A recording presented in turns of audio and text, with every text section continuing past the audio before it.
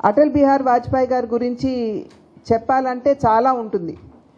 ఎందుకంటే వారి పేరు స్ఫురణకి రాగానే ఒక రాజకీయ నాయకుడు కాదు, కానీ ఒక రాజనీతిజ్ఞుడు మనకి ముందు స్ఫురణకు వస్తారు.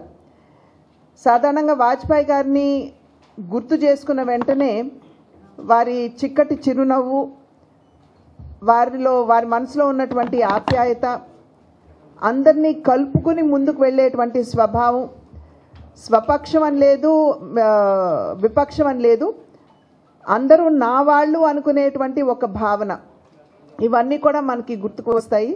నిజంగా నేటి తరం రాజకీయ నాయకులకి నాటి అటల్ బిహారీ వాజ్పేయి గారు ఒక ఎగ్జాంపుల్ కావాలి అని చెప్పి నేను వ్యక్తిగతంగా భావించేటువంటి వారిలో నేను కూడా ఒకదాన్ని.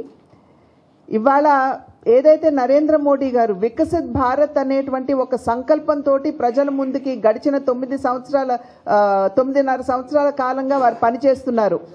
అంటే అభివృద్ధి చెందినటువంటి భారతదేశాన్ని 2047 కల్లా మనం చూడాలి అనేటువంటి ఒక సంకల్పం ఏదైతే నరేంద్ర మోడీ గారి కార్యాచరణలో మనం ఇప్పుడు చూస్తున్నామో, దానికి బీజం అయితే ఆనాడు అటల్ బిహారీ వాజ్పేయి గారు వేశారు అని చెప్పి చెప్పడం ఇది అతిశయోక్తి కాదు అని చెప్పి మనం అందరం కూడా గుర్తించవలసినటువంటి విషయం. ఎందుకంటే ఏదైతే సమసమాజ స్థాపన అని చెప్పి ఆనాడు అటల్ బిహారీ వాజ్పేయి గారు అన్నారు, దాన్నే ఇవాళ నరేంద్ర మోడీ గారు కూడా అనుసరిస్తున్నటువంటి విధానాన్ని ప్రజలు గమనించాలి. నాడు అటల్ బిహారీ వాజ్పేయి గారు దేశంలో ఉన్నటువంటి పేదలకి మనం న్యాయం చేయాలని, అదేవిధంగా గ్రామీణ ప్రాంతం పట్టణ ప్రాంతం మధ్య ఉన్నటువంటి ఆ గ్యాప్ ఏదైతే ఉందో దాన్ని పూరించాలి అని, సమాజంలో ఉన్నటువంటి ప్రతి ఒక్కరికి కూడా న్యాయం చేయాలి అనేటువంటి భావనతోటి ఆయన అనేక కార్యక్రమాలు వారు చేపట్టడం జరిగింది. ప్రధానంగా దాంట్లో చూసినట్లయితే టెలికమ్యూనికేషన్స్, చాలామంది చెప్పొచ్చు మా వల్లనే ఇవాళ టెలికమ్యూనికేషన్స్ మొబైల్ ఫోన్స్ వచ్చాయని, కానీ ఒక్కసారి చరిత్రలో వెనుదిరిగి చూసినట్లయితే నాడు దానికి పునాది అటల్ బిహారీ వాజ్పేయి గారి సమయంలో పడినటువంటి విషయాన్ని దేశ ప్రజలందరూ కూడా గుర్తించినటువంటి విషయం. ఇవాళ చూసినట్లయితే మొబైల్ ఫోన్స్ ఏదైతే బాగా ప్రజల్లోకి చొచ్చుకుపోయిందో దానికి బీజం ఆనాడు వాజ్పేయి గారి సమయంలో పడినటువంటి విషయం. ప్రమోద్ మహాజన్ గారు అప్పుడు మంత్రిగా ఉన్నటువంటి సందర్భంలో దానికి పునాది పడింది. అది మాత్రమే కాకుండా ప్రధాన మంత్రి గ్రామీణ సడక్ యోజన, అంటే అప్పట్లో గ్రామాలకి సైతం అసలు ఒక గ్రామానికి ఇంకో గ్రామానికి లేదా గ్రామీణ ప్రాంతం నుండి మార్కెట్ యార్డ్లకి, గ్రామీణ ప్రాంతాల నుండి పట్టణాలకి అసలు కనెక్టివిటీ లేనటువంటి సందర్భంలో, అనుసంధానం అనేటువంటిది లేనటువంటి సందర్భంలో ప్రధాన మంత్రి గ్రామీణ సడక్ యోజన అని చెప్పి తీసుకుని వచ్చి ఇవాళ గ్రామాలకి, మార్కెట్లకి, గ్రామాలకి, పట్టణాలకి అనుసంధానం అనేటువంటి ఆలోచనకి పునాది వేసినటువంటి వారు అటల్ బిహారీ వాజ్పేయి గారు. ప్రతి ఒక్కరూ కూడా ఇవాళ గ్రామీణ ప్రాంతానికి వెళ్తే నేటి వరకు కూడా ఎవరు మరవలేదు ఈ విషయం. గ్రామాల్లో గ్రామీణులకి బాగా గుర్తున్న విషయం ప్రధాన మంత్రి గ్రామీణ సడక్ యోజన. ఎందుకంటే రైతులు ఇవాళ చూసినట్లయితే వారు పండించినటువంటి ఉత్పత్తి ఏదైతే ఉందో దాన్ని మార్కెట్లకు తీసుకెళ్లాలంటే అప్పట్లో మార్కెట్ యార్డ్ సెస్ ద్వారా కలెక్ట్ చేసిన డబ్బుతోటి వేస్తే రోడ్డు వేసినట్టు, లేకపోతే లేనట్టు.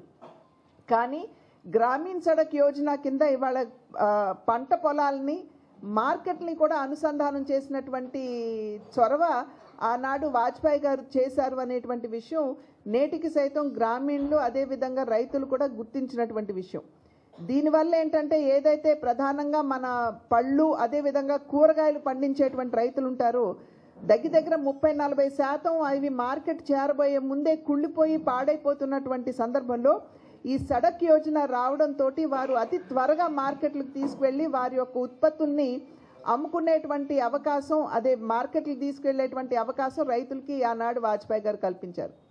అదేవిధంగా ఇవాళ నరేంద్ర మోడీ గారు మన రాబోయే తరం మీద దృష్టి పెడుతూ కొత్త విద్యా విధానాన్ని ప్రవేశపెట్టి నాణ్యమైనటువంటి విద్యని, మన చరిత్ర మీద దృష్టి కేంద్రీకరిస్తూ దానికి ప్రాధాన్యతనిచ్చేటువంటి విద్యని బిడ్డలకు అందించాలి అనేటువంటి ఆలోచన ఏదైతే నరేంద్ర మోడీ గారు ఇప్పుడు ముందుకు తీసుకెళ్తున్నారో, ఆనాడు వాజ్పేయి గారి సమయంలో సర్వశిక్ష అభియాన్ అనేటువంటి పేరుతోటి పునాది పడింది అనేటువంటి విషయం 2001వ సంవత్సరంలోనే దీనికి పునాది పడింది. నాటి నుండి నేటి వరకు రాష్ట్రంలో ఉన్నటువంటి స్కూళ్ళకి సైతం ఇవాళ రాష్ట్ర ప్రభుత్వం చెప్పొచ్చు, మేమే బూట్లు ఇస్తున్నాం, మేమే బ్యాగులు ఇస్తున్నాం, మేమే పుస్తకాలు ఇస్తున్నాం, మేమే యూనిఫామ్ ఇస్తున్నాం అని వారు చెప్పొచ్చు. కానీ సర్వశిక్ష అభియాన్ కింద ఇవన్నీ కూడా ఇవ్వాలి అని చెప్పి కేంద్ర ప్రభుత్వం ఆనాడు ఏదైతే వాజ్పేయి గారు ఒక చక్కటి నవతరాన్ని తయారు చేయాలి అనేటువంటి భావనతోటి సర్వశిక్ష అభియాన్ని వారు ప్రవేశపెట్టారు. నేటికి అదే కొనసాగిస్తూ ఆ కార్యక్రమం కిందే ఇవాళ రాష్ట్రంలో ఉన్నటువంటి స్కూళ్ళకు కూడా సహాయం అందుతున్నటువంటి పరిస్థితి. కనుక ఒక మంచి చక్కటి భావి భారత తరాన్ని తయారు చేయాలి అనేటువంటి ఆలోచన ఆనాడు అటల్ బిహారీ వాజ్పేయి గారి సమయంలో దానికి నాంది పలికింది అని చెప్పి మనం అందరం కూడా గుర్తించాలి. అదేవిధంగా ఇవాళ ఉగ్రవాదులు మన దేశం మీద దాడి చేసినా మనం వెంటనే దానికి తగినటువంటి జవాబు ఇవ్వగలుగుతున్నాం. మన సర్జికల్ స్ట్రైక్ ద్వారా ఏదైతే జవాబు నరేంద్ర మోడీ గారు ఇచ్చారు, అదేవిధంగా ఇవాళ ప్రపంచవ్యాప్తంగా కూడా భారతదేశాన్ని ఒక గొప్ప శక్తిగా ఇవాళ ఏదైతే గుర్తింపు అనేది మనం తెచ్చుకోగలిగామో నరేంద్ర మోడీ గారి కింద, దానికి సైతం ఆనాడు వాజ్పేయి గారి సమయాల్లో పునాది పడింది అనేటువంటి విషయం మనం ఇక్కడ గమనించాలి. ఎందుకంటే పోఖ్రాన్ అణు టెస్ట్ ఏదైతే జరిగిందో, పరీక్ష ఏదైతే జరిగిందో, ఆనాడు యావత్ ప్రపంచం కూడా ఒత్తిడి మన మీద తీసుకొచ్చి మీరు అది చెయ్యకూడదు అని చెప్పినా ధైర్యంగా సాహసంగా ఆనాడు వాజ్పేయి గారి సహకారంతో, వారి యొక్క ప్రోత్సాహంతో, ప్రోద్బలంతో ఆనాడు కలాం గారు శాస్త్రవేత్తగా ఉన్నటువంటి నేపథ్యం పోఖ్రాన్ అణు పరీక్షని మనం నిర్వహించుకోవటం జరిగింది. దాంతో మన మీద ఒకంత ఆక్షేపణలు ప్రపంచంలో ఉన్నటువంటి అభివృద్ధి దేశాలు పెట్టినా కూడా ఇవాళ దాని పర్యవసానంగా యావత్ ప్రపంచం ఇవాళ భారతదేశాన్ని ఒక గొప్ప శక్తిగా పరిగణించడం జరుగుతుంది.